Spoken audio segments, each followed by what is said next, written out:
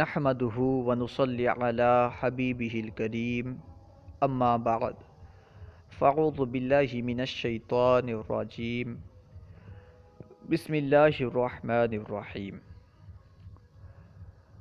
سامعین کرام، السلام علیکم ورحمۃ اللہ وبرکاتہ۔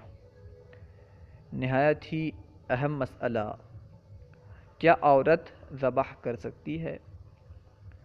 عام طور پر عوام میں یہ بات مشہور ہے، عام ہے کہ عورت ذبح نہیں کر سکتی۔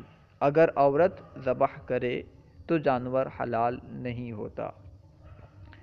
حالانکہ مسئلہ ایسا نہیں ہے۔ جس طرح مرد ذبح کر سکتا ہے، جس طرح مرد کا ذبیحہ حلال ہے، ٹھیک اسی طرح عورت کا ذبیحہ بھی حلال ہے، عورت بھی ذبح کر سکتی ہے۔ بعض اوقات ایسا ہوتا ہے کہ گھر میں جو حلال جانور ہوتے ہیں وہ کسی بیماری میں مبتلا ہوتے ہیں اور مرنے کے قریب ہوتے ہیں۔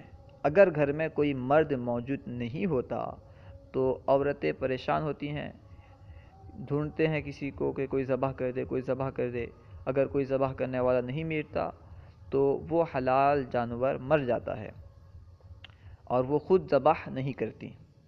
اگر وہ خود ذبح کر لیتی تو وہ حلال جانور حلال ہو جاتا۔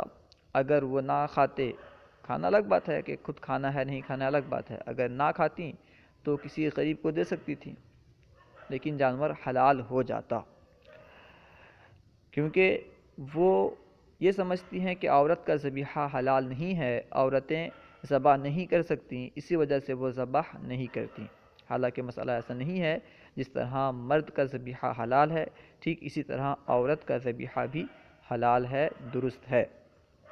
اگر گھر میں کوئی موجود نہ ہو تو عورتیں بھی ذبح کر سکتی ہیں، بشرط یہ کہ ذبح کے جو شرائط ہیں وہ سب پائے جائیں، ٹھیک ہے۔